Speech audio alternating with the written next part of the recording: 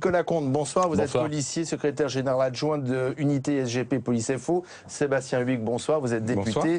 du Nord, porte-parole des Républicains. On va faire un focus sur cette proposition assez originale qui consiste à décharger les forces de l'ordre de certaines tâches jugées peut-être secondaires et notamment permettre aux agents autoroutiers de contrôler eux-mêmes les excès de vitesse.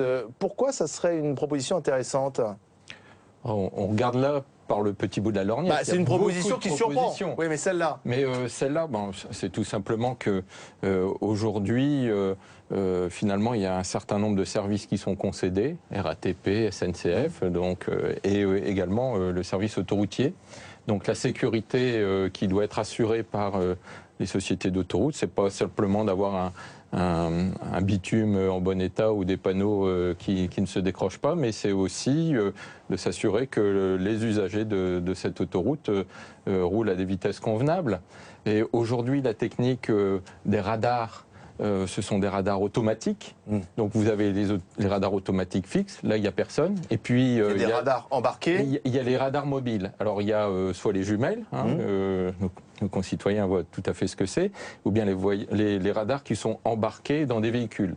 Est-ce qu'il est nécessaire... des agents autoroutiers pourraient le faire. Oui, mais parce que les radars sont automatiques, c'est-à-dire que le travail est fait par le radar qui contrôle la vitesse, qui prend un cliché, et après on prend la mémoire du radar et on l'envoie à Rennes, donc à un centre qui le traite. Donc est-ce qu'il y a besoin d'avoir un policier qui a été formé pour plein de tâches pour juste à peine appuyer sur un bouton, puisque ça se déclenche automatiquement, ou conduire un véhicule où le radar est à l'arrière du véhicule et c'est encore une fois le radar qui prend la vitesse de manière automatique. Ça permettrait de dégager des forces pour d'autres missions. Ça permet à la fois de faire des contrôles beaucoup plus réguliers. Aujourd'hui, il y a un certain nombre de véhicules qui ne sont utilisés, enfin avec un radar automatique, qui ne sont utilisés que quelques heures par semaine. Alors qu'on voit que le nombre de morts sur les routes a augmenté. Et puis on a finalement des policiers qui sont utilisés à cette tâche alors qu'ils pourraient faire autre chose et être recentrés sur leur métier de base. Nicolas Comte, finalement, c'est pas une mauvaise idée? Si, je crois que c'est une mauvaise idée. Pourquoi? Parce que le métier de base de la police nationale, c'est notamment la sécurité routière. Mes collègues qui sont sur les autoroutes, qui peuvent être amenés à faire des missions de contrôle de vitesse, ne font pas que ça.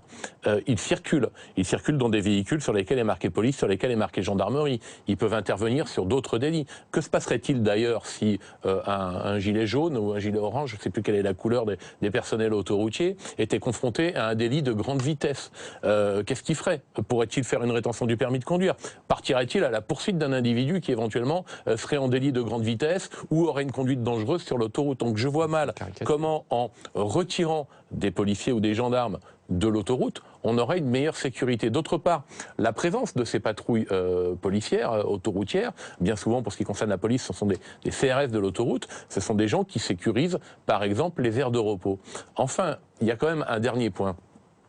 Le but des sociétés d'autoroute, et c'est pas du tout honteux, mais c'est de faire du profit. C'est des entreprises. Des entreprises commerciales. À partir du moment où elles prennent en charge la sécurité également du réseau autoroutier, elles vont reporter le coût, logiquement, sur l'usager.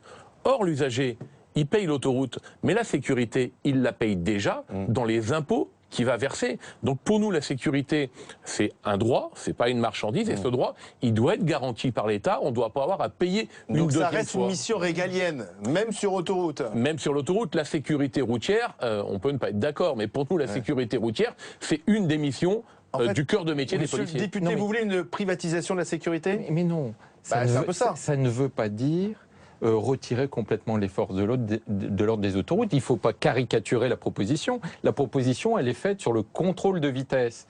Il y aura quand même un contrôle d'alcoolémie qui pourra continuer à avoir lieu. Et là, la police nationale ou la gendarmerie peut faire le travail. Simplement, sur cette mission d'assurer la sécurité et de faire en sorte que les usagers de l'autoroute le fassent à la vitesse qui est autorisée, peut tout à fait être concédé à quelqu'un d'autre que les forces de l'ordre, puisque le système fonctionne de manière automatique. Ça ne veut pas dire que les autres missions de la police nationale et de la gendarmerie en termes de sécurité, y compris sur l'autoroute, soient supprimées. Ça n'est pas absolument ce n'est absolument pas le propos, en tout cas la proposition qui a été faite par Nicolas Sarkozy. Je ne veux pas caricaturer, mais j'ai cru lire que l'ex-président de la République prenait comme exemple le fait qu'il y ait des motards de la police nationale qui fassent cette mission-là. Les motards, ils interceptent et ils verbalisent.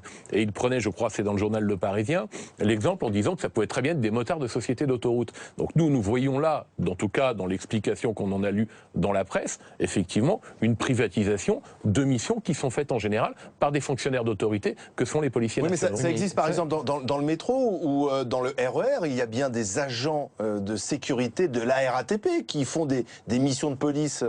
Bien sûr, et il y a de la sécurité passive faite par des agents de sécurité dans beaucoup d'endroits. Parce qu'on ne peut pas mettre des policiers partout. Absolument, c'est quelque chose qui existe. Bon, bah alors, là, ça vous dérange pas là? Là, on est sur la sécurité routière.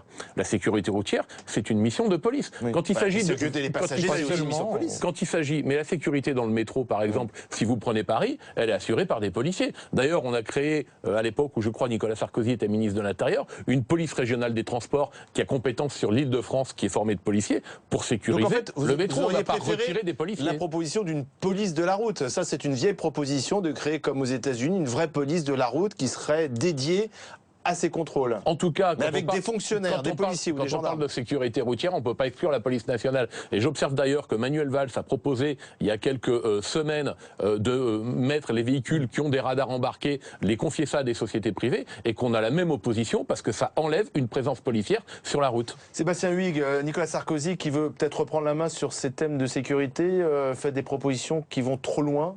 Absolument pas. Ce que nous voulons, c'est recentrer le travail de la police et de la gendarmerie sur ces missions traditionnelles, c'est-à-dire l'ordre public, le renseignement et l'investigation. Et à partir de ce moment-là, il faut lui retirer un certain nombre de charges indues. Par exemple, faire des procurations pour les élections, par exemple, faire des gardes statiques, en plus, vous faites des économies parce que vous ne prenez pas des fonctionnaires. La sécurité de sociétés qui doivent assurer vous faites des économies parce que ce n'est pas des fonctionnaires. Qui ont un statut protégé. C'est une question de permettre aux effectifs de police de faire leur mission première. Mais que répondez-vous à la gauche qui a dit aujourd'hui toute la journée, Nicolas Sarkozy, c'est l'homme qui a supprimé 13 000 postes de policiers, oui. Et maintenant il nous donne des leçons? Non, il a raison de donner des leçons, puisqu'il y a l'enquête de l'ONDRP, je le lis parce que c'est assez compliqué, Observatoire national de la délinquance et de la réponse pénale, qui a rendu un rapport qui explique que pendant les 5 années du quinquennat Nicolas Sarkozy, la délinquance a baissé. Et que on voit depuis mai 2012, entre mai 2012 et mai 2015, alors qu'ils ont fait augmenter les effectifs, par contre, la délinquance a augmenté, plus 8% de cambriolage, plus 13,8% de vol, 11,7% d'atteinte volontaire à l'intégrité physique, 31,6% de violences sexuelles. Donc ce n'est pas un rapport entre les effectifs qui permet forcément la baisse de la délinquance. C'est une vision archaïque de la sécurité. Simplement, il faut donner les moyens à la police de mener son travail. Et donc, le problème, c'est qu'aujourd'hui, Manuel Valls affiche des chiffres en termes d'effectifs, mais il a organisé la paupérisation de la police nationale et de la gendarmerie. C'est-à-dire qu'à budget constant, on a diminué les moyens, que ce soit de la police scientifique, les moyens en termes de véhicules, les moyens en termes d'armement, pour augmenter les effectifs. Ce qui fait qu'on a augmenté les effectifs, mais avec tout ça et de l'affichage avec beaucoup moins de moyens, ce qui fait que la police est moins efficace qu'auparavant. Monsieur Comte ? Non, mais enfin, après il y a un débat politique. Moi je suis syndicaliste, je ne tiens pas à rentrer dedans, mais n'empêche que je suis obligé de dire que les budgets de fonctionnement sont en augmentation ces dernières années et que les recrutements sont en augmentation, alors qu'effectivement, mais je crois même, parce que j'ai lu une interview de Bruno Béchiza, secrétaire national à la sécurité des Républicains, ce matin sur une agence de presse qui expliquait qu'il regrettait d'ailleurs d'avoir baissé les effectifs. Donc la baisse des effectifs, elle a eu lieu. Et il suffit aujourd'hui d'aller se promener. Mais c'est un discours de syndicaliste. Mais moi, je vais tous les jours. Non, mais attendez, je vais tous les jours dans des commissariats de police. Mes collègues, ils sont débordés. Alors, je veux bien qu'on m'explique que c'est pas les effectifs supplémentaires qui permettront de mieux travailler, mais aller expliquer ça à des policiers dans un commissariat, il y en a aucun qui adhérera à ça, monsieur. La plus grosse. Non, mais aujourd'hui, justement, la proposition de Nicolas Sarkozy, c'est de sanctuariser les effectifs, c'est-à-dire dans la fonction publique de ne pas remplacer un fonctionnaire sur 2 qui part à la retraite, sauf dans tout ce qui concerne la sécurité, parce que la délinquance a été modifié par rapport à ce qui se passait entre 2007 et 2012. Et donc, on a besoin de plus de fonctionnaires. Et les effectifs ont le plus diminué avec le passage aux 35 heures. C'est ça qui a mis par terre nos forces de sécurité en termes d'effectifs. Merci, messieurs. Dans un instant, il sera 19h, Routel Krief. Bonne soirée.